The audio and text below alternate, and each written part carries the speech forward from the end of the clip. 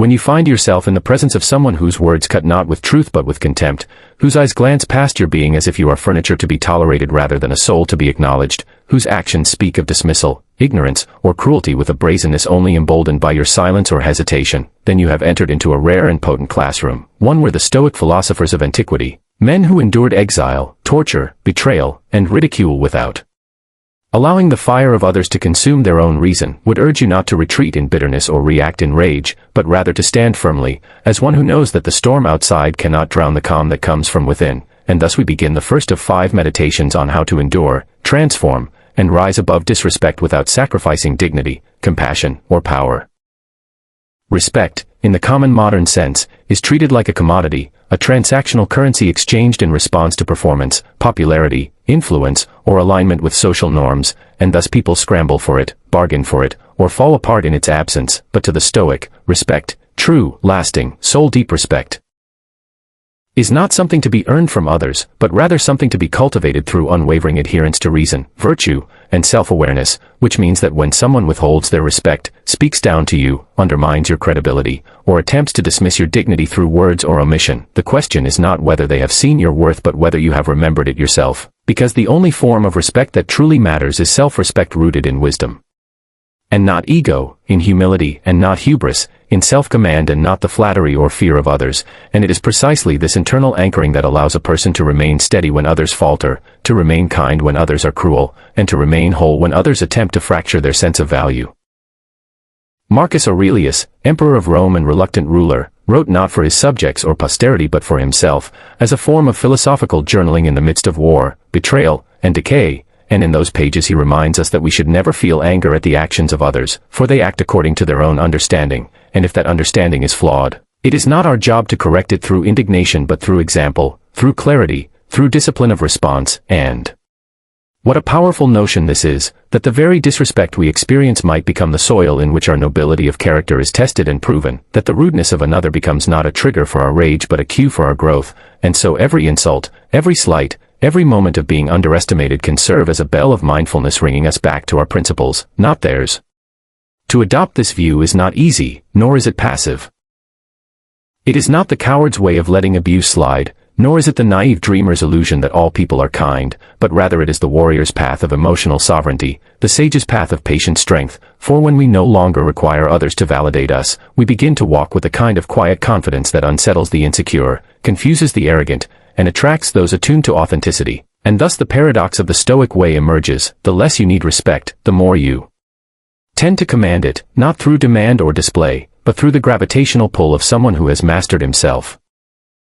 Imagine, then, the next time someone disrespects you, not with fists but with tone, with implication, with condescension, you do not stiffen in egoic reaction, you do not lash out or shrink down, but instead you pause, you breathe, you observe your own response as if you were watching another person act in a play, and you ask yourself, what would the wise do here, what would the just say, what response would leave me proud tomorrow and at peace tonight, and perhaps, in that space between provocation and reaction, you will find that freedom, that Stoic freedom, which says I am not a puppet of others' moods, I am not a victim of others' ignorance, I am not a mirror to reflect back hostility but a lantern to hold my own light steady in the face of darkness, and if you can do this once, you can do it again, and if you can do it again, it becomes who you are, not someone who merely studies philosophy, but someone who lives it, breathes it, radiates it. This is how the Stoic sees respect. Not as something to grasp, but something to grow, not as something to receive, but something to radiate, and if that light is not seen by some, so be it, for the sun does not dim itself for those who choose to hide underground, and likewise, your integrity is not contingent on another's recognition, it is self-sustained, self-defined, and self-reinforced every time you respond not from the wound but from the wisdom, not from the pain but from the practice, not from the ego but from the essence of who you are, or better yet, who you are continually becoming. There is a kind of silent violence in living a life shaped by the shifting winds of others' opinions, a ceaseless, internal erosion of identity that occurs every time we allow someone's careless glance, impatient tone, or cold dismissal to make us question who we are or what we deserve. But the Stoics, those masters of inward freedom, taught that to rest your self-worth on the approval of others is to build your home atop a foundation of sand, always at risk of crumbling under the tide of someone else's mood, and so they urge us to look inward, not outward, for the seat of value, to measure our worth not by how we are seen but by how we see rightly, with reason as the guide and virtue as the standard, because once you anchor your self-worth in your own rational judgment, cultivated by introspection, honesty, and moral clarity, you become unshakable in the face of disrespect, no longer needing to retaliate, no longer needing to explain, because your worth does not rise and fall with the tides of external validation. To say, "I know who I am," not as a boast but as a quiet certainty born of deep inner work, is to walk into the world with armor made not of pride but of principle, not of arrogance but of awareness, and this kind of self-respect does not require performance, praise, or permission, for it is not a costume to be worn in public but a skin that fits in solitude as well as in conflict, and once you understand this, the way you experience disrespect changes. What once felt like a stab now feels like wind, uncomfortable, perhaps, but incapable of wounding you, because your sense of worth no longer lies exposed on the surface of others' approval but is buried deep in the bedrock of your reasoned identity. And so we return, again and again, to the core Stoic insight that you cannot control what others think, say, or feel, but you can always control the judgment you form about yourself, and Epictetus reminds us that it is not events that disturb us but our opinions about them, which means it is not the disrespect itself that injures, it is your belief that their disrespect means something about you, that their failure to see your worth is evidence that it is missing. But when you recognize that their inability to respect is their own limitation, not your deficiency, you begin to reclaim your agency, and in that reclamation is a power that needs no defense, a selfhood that needs no performance, a calm that needs no approval. So let them misunderstand you, let them doubt you, let them underestimate or ignore you. Not because it is pleasant, not because it is fair, but because it is inevitable in a world full of broken mirrors and clouded eyes, and your task is not to polish every mirror or clear every fog, but to shine from within so consistently, so quietly, so steadily, that you no longer depend on reflection to know that you are light. This is the Stoic path, not the path of numbness, but of noble detachment, not of disengagement from life, but of deep engagement with one's inner compass, so that no matter who disrespects you, you never abandon yourself, and if you never abandon yourself, you can never truly be disrespected, for even if they do not honor you, you have already honored yourself by remaining true to your values, your voice, and your vision of the good.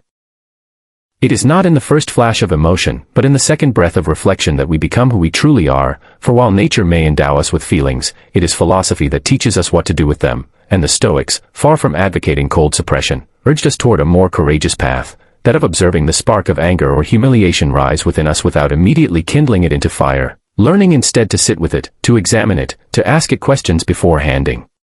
it the reins, because every time you choose not to react impulsively to disrespect, every time you intercept the reflex to lash out or shut down, you are exercising a kind of moral muscle, building a space between stimulus and response that no one but you can govern, and in that space lives not weakness but extraordinary strength. Seneca, in his timeless letter on anger, compares wrath to a temporary madness. An unreasoned storm that overtakes our judgment, makes strangers of our better selves, and leaves behind regret in its wake. And so to react instantly, to meet insult with insult, is to abandon the captain's seat of your soul and hand the wheel over to the winds of passion. Yet the Stoic seeks not to destroy feeling but to elevate it, to ensure that every feeling passes through the crucible of reason before becoming action, and in doing so transforms potential chaos into clarity, and clarity into command. Imagine then, a moment of disrespect, someone interrupts you with derision, or mocks what you hold dear, or disregards your contribution in a room that watches silently, and the fire begins to rise, your heart pounds, your jaw tightens, your mind begins to script a retort that would slice through their arrogance. But now, instead of surrendering to the script, you step back internally, and ask, is this worthy of me? Is this how the wise respond? Is this the kind of reaction that builds the world I wish to live in? And perhaps in that pause, you begin to see not only the insult but the insulter with clearer eyes, not as a villain but as someone ignorant, lost, defensive, even wounded, and suddenly your power returns, not because you suppressed your feeling, but because you transcended it.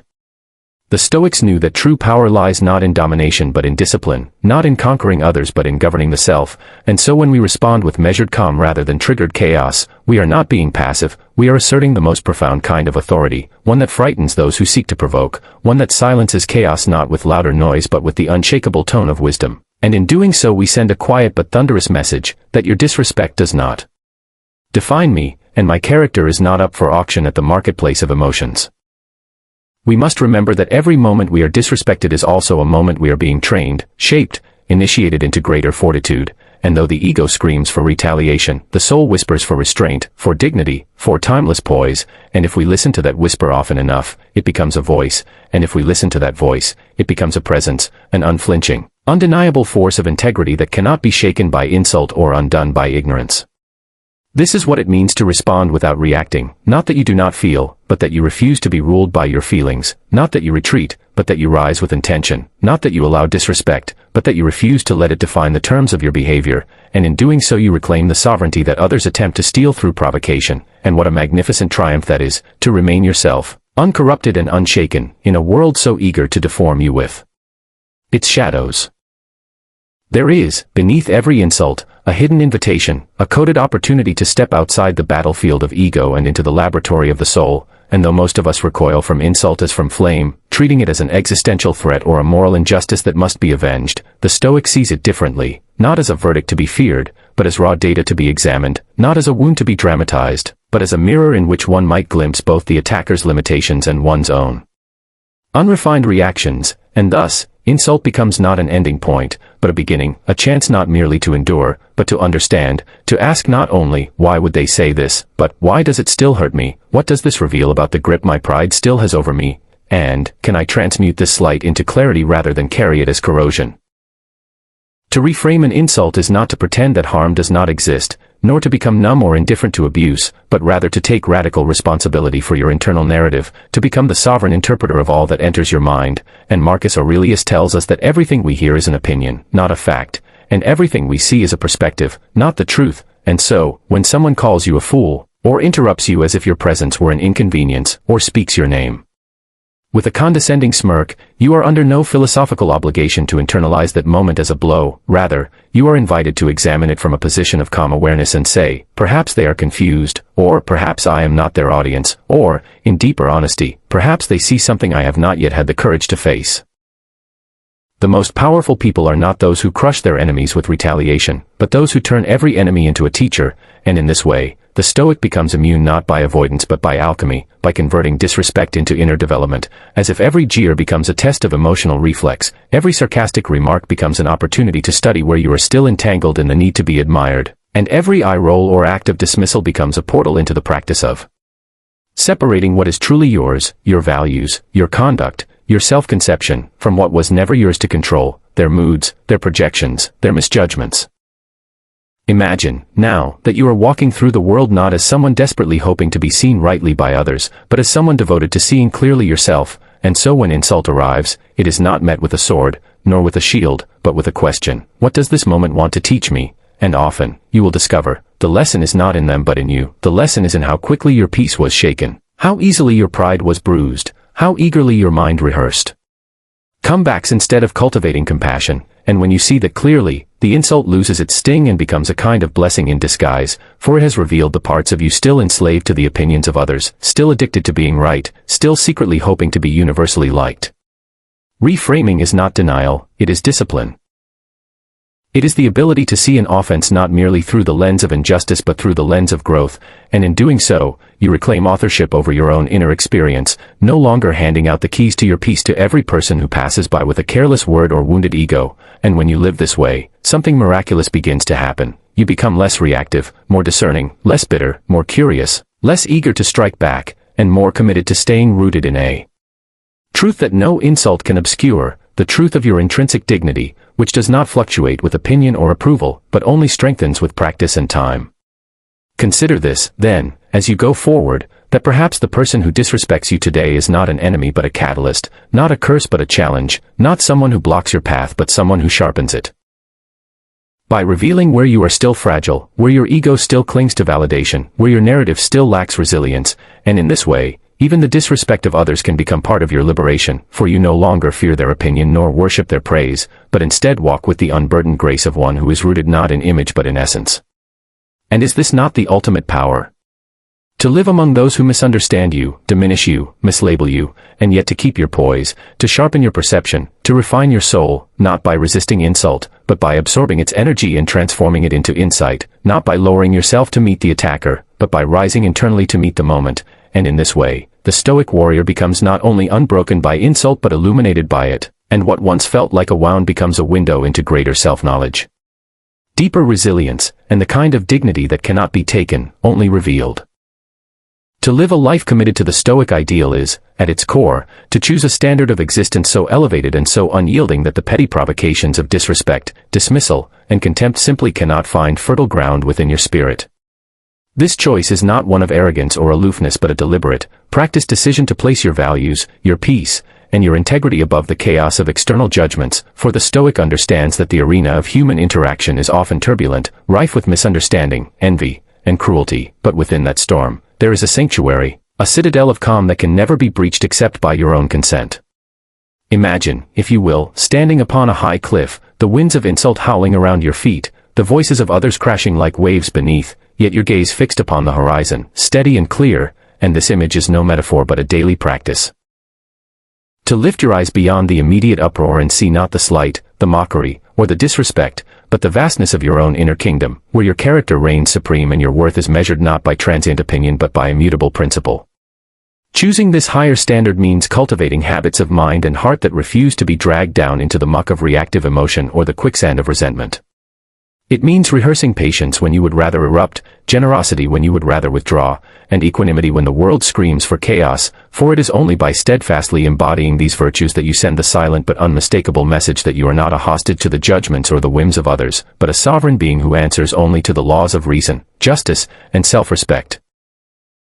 Marcus Aurelius reminds us repeatedly that the best revenge is to be unlike him who performed the injury, and to embody this is to live at a level where the provocateur's barbs fall harmlessly like raindrops on stone, unmoved, unmarked, enduring, and there is a quiet power in this that is invisible to the world but felt deeply by those who witness it, for it radiates not from loud triumphs or dramatic victories but from the subtle strength of one who has mastered the art of choosing not to be diminished by others.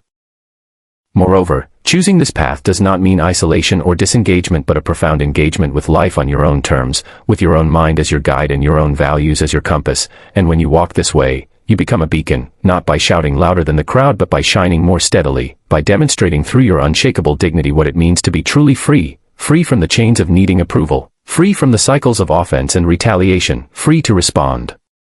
with wisdom rather than react with fury.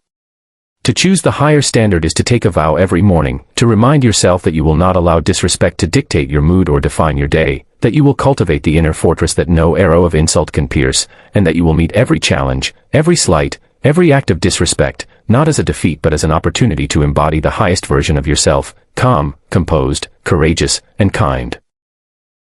This is the final meditation in our journey through the Stoic approach to handling disrespect, that by anchoring yourself in reason, by mastering your impulses, by reframing insults as lessons, and by choosing to live above the noise, you transform what once was a source of suffering into a wellspring of strength, and in doing so, you do not merely survive the world, you rise above it, you transcend it, and you claim a life marked not by the approval of others but by the invincible dignity of a soul at peace with itself. And so, as you step back into your day, carry this with you: the power to remain unshaken is always within you, waiting patiently to be claimed, and the choice to honor yourself in the face of disrespect is the greatest act of freedom you can perform. Choose it, practice it, live it, and watch as your world shifts, not because others have changed, but because you have.